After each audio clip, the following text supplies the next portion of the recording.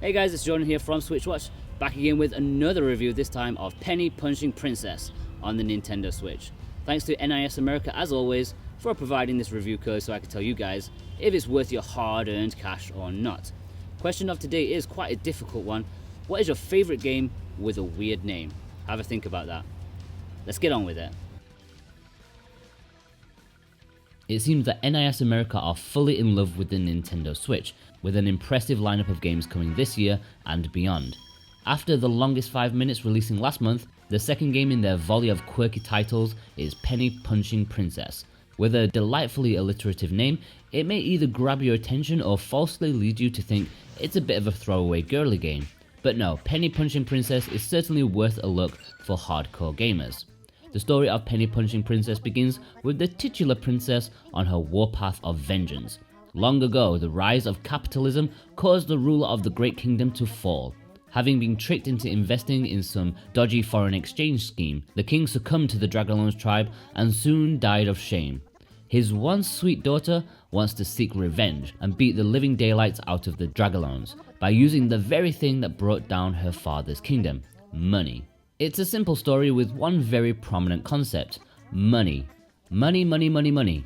The story of the princess and her trusty beetle butler, Sebastian, hammers home the concept of money, and it does kind of wear thin rather fast. There's little in the way of cutscenes, all of them are kept to text boxes and bobbing heads for those involved. Sadly, there's no cinematic effort, and I find that a shame. Even though I was interested in the story, I think it could have found a much more interesting way to tell it. The writing is really quite comical, with exaggerated accents. For example, my is m and I is a. It's rather funny, and I like the style overall, even if it's a bit extreme and in your face.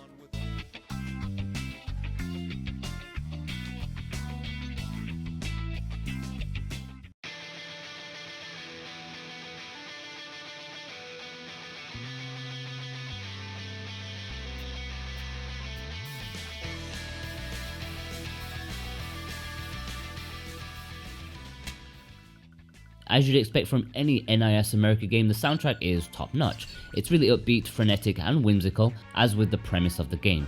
There's a nice mix too, some slower, more relaxed tracks with the hectic battle music. I suppose my main criticism is that nothing really stood out to me as I was playing. I had to specifically listen out for the tunes rather than being hit by them themselves.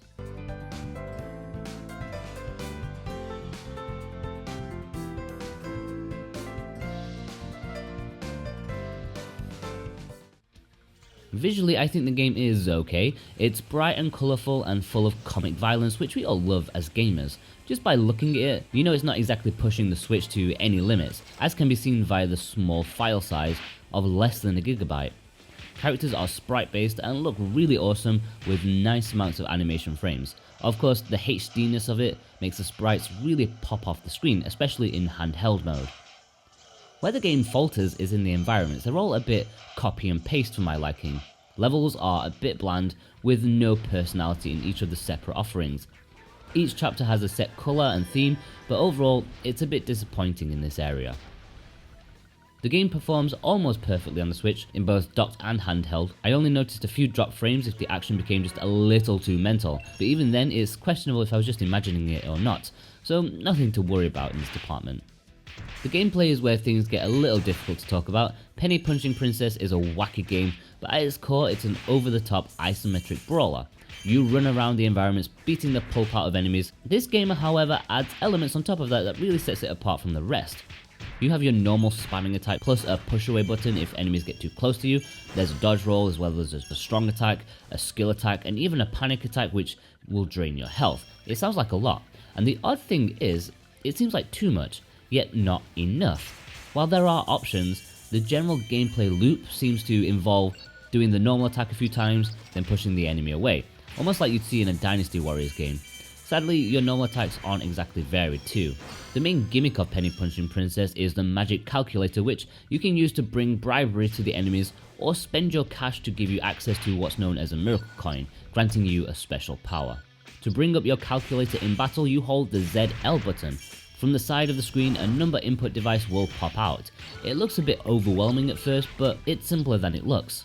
The first thing you'll be doing is a bribery. Each monster or environmental trap has its own price, and if you pay it, they will join you, granting you a special attack with a couple of uses before disappearing. You'll be grateful to hear that you don't have to write in the specific number of the enemy's value, even though that is possible with the directional pad. Instead, you lock onto the enemy with the ZR button and then press enter.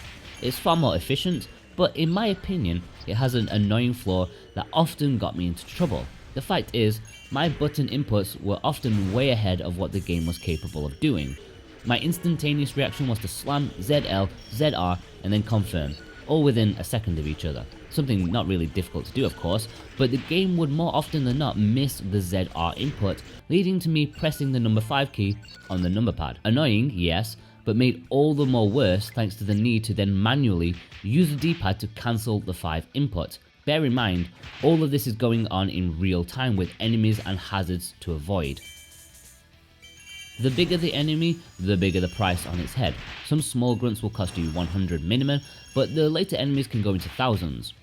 The key to all of this is money. As the game loves to shove in your face thanks to the story, money makes the world go round, and even a level 1 pleb can rule the world if they have enough dosh. Getting money is simple. You find it in chests by knocking enemies out, and my favourite part, if you bash an opponent enough, they'll go into a break state. This is where you can spin the left analog stick to pump more cash out of them. It's definitely worth doing, as the more cash you have, the more power you have, and it's the best way to get an S rank in all of the battles. There are RPG elements to Penny Punching Princess in a basic sense. Between levels you head back to base, which is basically just a menu system, sadly, and can acquire ability points to spend on increasing some of your stats. These ability points are gained from finding statues in the levels, as well as having bribed certain combination of enemies, which then can be synthesized of sorts. You can even whip up armor using the same method. It says armor, but it increases your attack as well as defense, and gives you different special attacks. It's this synthesizing of enemies that will make you want to go back and replay levels in order to grind certain bribed foes. I didn't find this ideal or enjoyable to replay levels, but it did add incentive to keep playing. In that regard, I did find Penny Punching Princess a tough game in places. A few levels here and there did give me more trouble than I thought this game would. Some enemies can be brutal, and if you don't have your tactics right or get caught fiddling with your calculator, I think you'll see a good few mission fail screens. In fact, I personally went back to grind some enemies so I could acquire better armor, just so I could power my way through some of the tougher situations. As for value, sometimes it can be really difficult to talk about NIS America games in this way for two reasons. I do feel that they are always a little on the pricey side, coming in at £39.99 and $39.99. For a huge game like Disgaea, sure, but as the longest 5 minutes showed, there are lines to be drawn when it comes to price. Secondly, I am not happy with the price conversion to the UK. £40 is not $40, guys. While there is a cheaper physical option for the game, if you must purchase it digitally, then be sure to get it from the American store and save yourselves about £12. For those interested, Penny Punching Princess will take up a tiny 913 megabytes of storage to download. Overall, Penny Punching Princess is a quirky Switch game from a reliable publisher. Sometimes you can get games of pure genius, sometimes you'll get a solid effort. Sadly, Penny Punching Princess is more towards the latter, but that's not to say it's not an enjoyable game, because it is. I think the price will do it an injustice though, as I do think it's too expensive for what it is, and will put off a lot of potential customers who are on the fence. It's mindless action that holds onto the money concept for dear life, and it works well, if a little clunky at times, and the brawling isn't particularly as deep as it could have been. It's still an enjoyable romp though, for those wanting a bit of chaotic action with a twist. I would give Penny Punching Princess a 7.5 out of 10.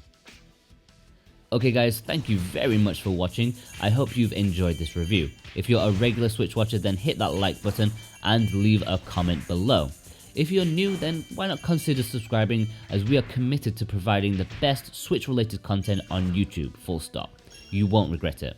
And finally, head over to the website switchwatch.co.uk for news, reviews and features. It's well worth a daily look. I've been Jordan from Switchwatch, and I'll see you guys next time. Take care.